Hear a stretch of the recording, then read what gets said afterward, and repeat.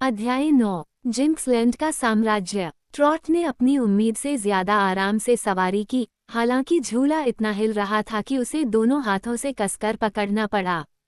Captain bill का पक्षी ऑक के पीछे पीछे चला और ट्रॉट उसके पीछे पीछे आया। बटन ब्राइट उसके पीछे पीछे चल रहा था। ये काफी भव्य जुलूस था, लेकिन दुर्भाग्य से इसे देखने वाला कोई नहीं था, क्योंकि ऑक सीधे विशाल रेतीले रेगिस्तान की ओर बढ़ गया था और शुरू होने के कुछ ही मिनटों बाद वे चौड़े बंजर भूमि के ऊपर ऊंची उड़ान भर रहे थे, जहां कोई भी जीवित चीज मौजूद नहीं हो सकती थी। छोटी लड़की ने सोचा कि यह पक्षियों के लिए शक्ति खोने या कपड़े की रस्सियों के ढीले पड़ने के लिए एक बुरी जगह होगी, लेकिन हालांकि वह थोड़ी घबराहट और बेचैनी महसूस करने से खुद को नहीं रोक सकी, फिर भी उसे उस विशाल और चमकीले पंखों वाले पक्षी पर भरोसा था जिसने उसे जन्म दिया था। साथ ही उसे कैप्टन बिल के ज्ञान पर भी भरोसा था कि रस्सी को कैसे मोड़ा और बांधा जाए ताकि वह टिकी रहे। वह एक असाधारण रूप से बड़ा रेगिस्तान था। दृश्य की एकरसता को दूर करने के लिए कुछ भी नहीं था और हर मिनट एक घंटा और हर घंटा एक दिन लगता था। रेत से अप्रिय धुआं और गैसें उठ रही थीं, जो यात्रियों के लिए जानलेवा होती अगर वे हवा में इतनी ऊंचाई पर न होती। जैसा कि था, ट्रॉट को उल्टी होने लगी थी जब ताज़ी हवा का एक झोंका उसके नथुने में भर गया और आगे देखने पर उसे गुलाबी रंग की धुंध का एक बड़ा बादल दिखाई दिया।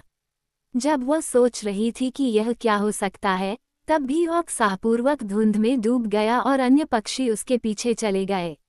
वह कुछ समय तक कुछ भी नहीं देख सकी, न ही वह पक्षी जो उसे ले जा रहा था ये देख सका कि ऑक कहाँ गया है, लेकिन वह पहले की तरह ही मजबूती से उड़ता रहा और कुछ ही क्षणों में धुंध छट गई और लड़की ने अपने नीचे एक बहुत ही सुंदर परिदृश्य देखा, जहां तक उसकी नजर जा सकती थी। उसने जंगल के टुकड़े, हरियाली से ढकी पहाड़ियां, लहलहाते अनाज के खेत, झरने, नदियां और झीलें देखी, और पूरे दृश्य में सुंदर घरों के समूह और कुछ भव्य महल और प्रासाद बिखरे हुए थे। इस पूरे रमणीय परिदृश्य पर, जो ट्रॉट के ऊंचे आसन से एक शानदार चित्रित चित्र की तरह लग रहा था, एक गुलाबी चमक थी जैसे हम कभी कभी सूर्यास्त के समय पश्चिम में देखते हैं। हालांकि इस मामले में ये केवल पश्चिम में ही नहीं बल्कि हर जगह था। कोई आश्चर्य नहीं कि ऑक इस सुंदर देश पर धीरे धीरे चक्कर लगाने के लिए रुका। अन्य पक्षी भी उसके इस कार्य का अनुसरण कर रहे थे, सभी समान प्रसन्नता के साथ उस स्थान को देख रहे थे। फिर एकमत होकर चारों ने एक समूह बनाया और धीरे धीरे नीचे की ओर रवाना हुए। यह उन्हें नई खोजी गई भूमि के उस हिस्से में ले गया जो रेगिस्तान के किनारे पर था, लेकिन ये यहाँ भी उतना ही सुंदर था जितना कहीं और, इसलिए ऑक और पक्षी उतर गए और तीनों यात्री तुरंत अपने झूलों से बाहर निकल आए। ओह कैप्टन बिल, क्या ये बढ़िया और बढ़िया नहीं है? ट्रॉट ने उत्साहपूर्वक कहा।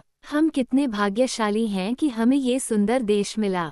ये देश काफी उच्च श्रेणी का प्रतीत होता है, मैं मानता हूँ, ट्रॉट, बूढ़ी नाविक ने अपने चारों ओर देखते हुए उत्तर दिया, लेकिन हम अभी तक नहीं जानते कि इसके लोग कैसे हैं। ऐसे देश में कोई भी खुश और अच्छा बने बिना नहीं रह सकता, मुझे इस बात का यकीन है, उसने गंभीरता से कहा। क्या आपको ऐसा नहीं लगता, बटन ब्राइट? मैं अभी नहीं सोच रहा हूँ, छोटे लड़के ने उत्तर दिया। सोचने से मैं थक जाता हूँ और मुझे इससे कभी कुछ हासिल नहीं होता।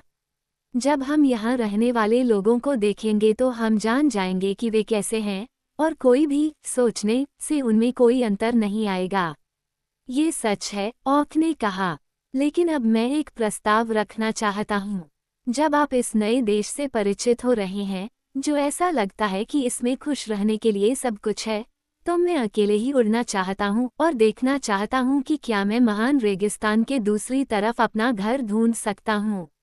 अगर मैं ढूंढ लेता हूँ तो मैं वहाँ रहूँगा बेशक, लेकिन अगर मैं ऑकलैंड को खोजने में विफल रहता हूँ तो मैं एक सप्ताह में आपके पास वापस आऊँगा, ये देखने के लिए कि क्या मैं आपकी सहायता के लिए कुछ और कर सकता हूँ। उन्हें अपने विचित्र साथी को खोने का दुख था, लेकिन वे योजना पर कोई आपत्ति नहीं कर सकते थे, इसलिए ऑक ने उन्हें अलविदा कहा और तेजी से हवा में उड़ते हुए वह देश के ऊपर से उड़ गया और जल्द ही दूरी में दृष्टि से ओझल हो गया। हमारे मित्रों को ले जाने वाले 3 पक्षी अब जिस रास्ते से आए थे उसी रास्ते से अपने घर लौटने की अनुमति मांग रहे थे और कह रहे थे कि वे अपने परिवार को ये दिखाने के लिए उत्सुक हैं कि वे कितने बड़े हो गए हैं। इसलिए कैप्टन बिल और ट्रॉट और बटन ब्राइट सभी ने उनकी सहायता के लिए कृतज्ञतापूर्वक उनका धन्यवाद किया और जल्द ही पक्षियों ने मोकी भूमि की ओर अपनी लंबी उड़ान शुरू कर दी। अब इस अजीब भूमि में खुद को अकेला पाकर तीनों साथियों ने एक सुंदर मार्ग चुना और उस पर चलना शुरू कर दिया।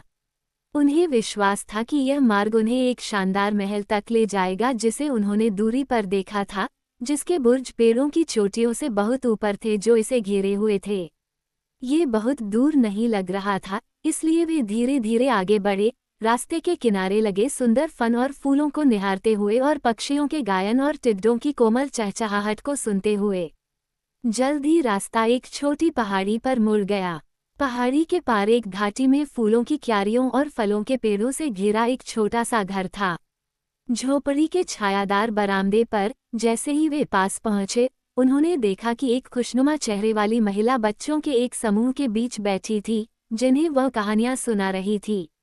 बच्चों ने जल्दी से अजनबियों को पहचान लिया और आश्चर्य से चिल्लाते हुए उनकी ओर दौड़ पड़े, जिससे ट्रॉट और उसके दोस्त एक उत्सुक समूह का केंद्र बन गए। सभी उत्साह से बातें कर रहे थे। कैप्टन बिल की लकड़ी की टांग बच्चों के आश्चर्य को जगा रही थी, क्योंकि वे समझ नहीं पा रहे थे कि उसके पास 2 मांसल टांगें क्यों नहीं हैं।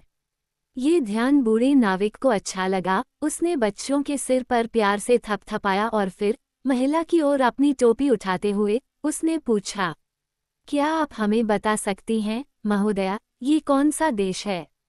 उसने तीनों अजनबियों को गौर से देखा और संक्षेप में उत्तर दिया, जिंक्सलैंड। ओह, कैप्टन बिल ने हैरान होकर कहा, और जिंक्सलैंड कहाँ है? कृपया। क्वाडलिंग देश में, उसने कहा। क्या? ट्रॉट अचानक उत्साहित होकर चिल्लाया। क्या तुम ये कहना चाहते हो कि यह उसकी भूमि का क्वाडलिंग देश है? हाँ, मैं निश्चित हूँ, महिला ने उत्तर दिया। जमीन का हर टुकड़ा जो विशाल रेगिस्तान से घिरा हुआ है, वह उसकी भूमि है, जैसा कि आपको भी पता होना चाहिए और मुझे भी। लेकिन मुझे ये कहते हुए खेद है कि जिंक्सलैंड क्वाडलिंग देश के बाकी हिस्सों से उन ऊंचे पहाड़ों की कतार से अलग है, जिन्हें आप वहां देख रहे हैं, जिनके किनारे इतने खड़े हैं कि कोई भी उन्हें पार नहीं कर सकता। इसलिए हम यहाँ अकेले रहते हैं और ओज़मा ऑफ ओज़मा के बजाय हमारे अपने राजा द्वारा शासित हैं। मैं पहले भी ओज़ की भूमि पर गया हूँ, बटन ब्राइट ने कहा, परंतु मैं यहाँ कभी नहीं आया। क्या आपने पहले कभी जिंक्सलैंड के बारे में सुना है? ट्रॉट ने पूछा। नहीं, बटन ब्राइट ने कहा। हालांकि यह उसके नक्शे पर है, महिला ने दृढ़ता से कहा, और यह एक बढ़िया देश है, मैं आपको विश्वास दिलाती हूँ। काश, उसने कहा, और फिर डरी हुई अभिव्यक्ति के साथ अपने चारों ओर देखने के लिए रुक गई। काश, यहाँ वह फिर रुक गई, जैसे कि अपनी बात जारी रखने की हिम्मत न कर रही हो। क्या होगा, मैडम? कैप्टन बिल ने पूछा। महिला ने बच्चों को घर के अंदर भेज दिया। फिर वह अजनबियों के पास आई और फुसफुसाते हुए बोली, काश हमारा राजा अलग होता, हम बहुत खुश और संतुष्ट होते। तुम्हारे राजा के साथ क्या हुआ है? ट्रॉट ने उत्सुकता से पूछा। लेकिन महिला इतना कुछ कहने से डरी हुई लग रही थी। वो अपने बरामदे में वापस चली गई, बस इतना ही कहा, राजा अपनी प्रजा द्वारा किए गए किसी भी राजद्रोह का कठोर दंड देता है। देशद्रोह क्या है? बटन ब्राइट ने पूछा। इस मामले में कैप्टन बिल ने उत्तर दिया, राजद्रोह का अर्थ राजा को पीटना प्रतीत होता है, लेकिन मुझे लगता है कि अब हम उसके स्वभाव को अच्छी तरह से जानते हैं, जैसे कि महिला ने कुछ और कहा होता। मुझे आश्चर्य है, ट्रॉट ने महिला के पास जाकर कहा, क्या आप हमें खाने के लिए कुछ दे सकती हैं? हमने लंबे समय से पॉपकॉर्न और नींबू पानी के अलावा कुछ नहीं खाया है। धन्यवाद तुम्हारा दिल, बेशक मैं तुम्हें कुछ खाने को दे सकती हूँ, महिला ने जवाब दिया, और अपनी झोपड़ी में घुसते ही वह सैंडविच, केक और पनीर से भरी ट्रे लेकर लौट आई। बच्चों में से एक ने झरने से साफ ठंडे पानी की एक बाल्टी निकाली और तीनों घुमकड़ों ने दिल खोलकर खाया और स्वादिष्ट चीजों का भरपूर आनंद लिया। जब बटन ब्राइट और नहीं खा सका तो उसने अपनी जैकेट की जेबों में केक और पनीर भर लिया, और बच्चों ने भी इस पर कोई आपत्ति नहीं जताई। वास्तव में वे सभी अजनबियों को खाते हुए देखकर खुश लग रहे थे, इसलिए कैप्टन बिल ने फैसला किया कि चाहे जिंक्सलैंड का राजा कैसा भी हो, लोग दोस्ताना और मेहमाननवाज साबित होंगे। वह महल किसका है, मैडम? उसने पेड़ों के ऊपर स्थित मीनारों की ओर हाथ हिलाते हुए पूछा। यह महामहिम राजा क्रूएल का है, उसने कहा। ओह, सचमुच? और क्या वह वहां रहता है? जब वह अपने क्रूर दरबारियों और युद्ध कप्तानों के साथ शिकार पर नहीं होता है, उसने उत्तर दिया। क्या वह अभी शिकार कर रहा है? ट्रॉट ने पूछा। मुझे नहीं मालूम मेरे प्रिय। राजा के कार्यों के बारे में हम जितना कम जानेंगे, हम उतने ही सुरक्षित रहेंगे। ये स्पष्ट था कि महिला को किंग क्रूएल के बारे में बात करना पसंद नहीं था, इसलिए भोजन समाप्त करने के बाद उन्होंने अलविदा कहा और रास्ते पर आगे बढ़ गए। क्या आपको नहीं लगता कि हमें उस राजा के महल से दूर रहना चाहिए, कप्तान? ट्रॉट ने पूछा। ठीक है, उसने कहा। राजा क्रूएल को देर सवेर पता चल ही जाएगा कि हम उसके देश में हैं, इसलिए हमें अभी से इसका खामियाजा भुगतना चाहिए। शायद वह उतना बुरा नहीं है जितना वह महिला सोचती है। राजा हमेशा अपने लोगों के बीच लोकप्रिय नहीं होते, आप जानते हैं, भले ही वे अपना सर्वश्रेष्ठ प्रदर्शन क्यों न करें। ओज़मा लोकप्रिय है, बटन ब्राइट ने कहा। मैंने जितना सुना है, ओज़मा किसी भी अन्य शासक से अलग है, ट्रॉट ने लड़के के बगल में चलते हुए कहा। और आखिरकार हम वास्तव में ओज़ की भूमि में हैं, जहां ओज़मा हर राजा और हर किसी पर शासन करती है। मैंने कभी नहीं सुना कि उसके राज्य में किसी को चोट लगी हो। क्या आपने सुना है, बटन ब्राइट? नहीं, जब उसे इस बारे में पता चलेगा, उसने जवाब दिया। लेकिन मुझे लगता है कि उन पक्षियों ने हमें बिल्कुल गलत जगह पर उतारा। वे हमें सीधे पहाड़ों की उस पंक्ति के पार एमरल्ड सिटी तक ले जा सकते थे। ये सच है, कैप्टन बिल ने कहा, लेकिन उन्होंने ऐसा नहीं किया, इसलिए हमें जिंक्सलैंड का सर्वश्रेष्ठ उपयोग करना चाहिए। आइए हम डरने की कोशिश न करें।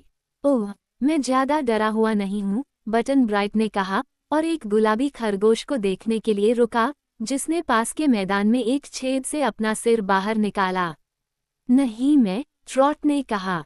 वास्तव में, कैप्टन, मैं उसके अद्भुत परिलोक में कहीं भी होने के लिए बहुत खुश हूँ कि मुझे लगता है कि मैं पूरी दुनिया में सबसे भाग्यशाली लड़की हूँ। डोरोथी एमरल्ड सिटी में रहती है, आप जानते हैं, और बिजुका और टिन वुडमैन और टिकटॉक और शैगी मैन और बाकी सभी जिनके बारे में हमने बहुत सुना है। ओज़मा का जिक्र करना तो दूर की बात है, जो पूरी दुनिया में सबसे प्यारी और प्यारी लड़की होगी। थोड़ा समय लो, ट्रॉट, बटन ब्राइट ने सलाह दी। तुम्हें एक ही सांस में सब कुछ कहने की जरूरत नहीं है, तुम्हें पता है। और तुमने एमरल्ड सिटी के आधे जिज्ञासु लोगों का जिक्र भी नहीं किया है।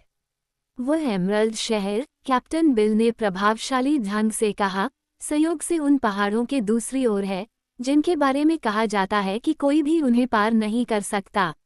मैं तुम्हें हतोत्साहित नहीं करना चाहता, ट्रॉट, लेकिन हम तुम्हारी ओज़मा और डोरोथी से लगभग उतने ही अलग हो गए हैं, जितने हम कैलिफोर्निया में रहते हुए थे।